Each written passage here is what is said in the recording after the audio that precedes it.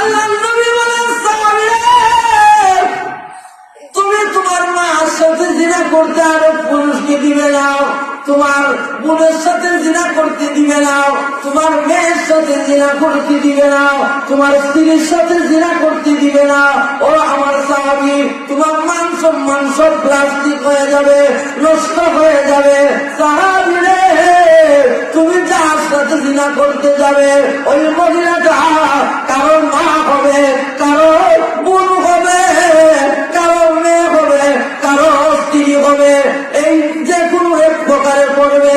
ও আমার সাহাবী শোনো, তুমি যে মহিলার সাথে জিনা করবে তার দায়িত্ব ইজ্জত সম্মান নষ্ট হবে, তার পুরুষদেরও তো মান সম্মান নষ্ট হয়ে যাবে, তাদেরও তো মানে ইজ্জতে করবে।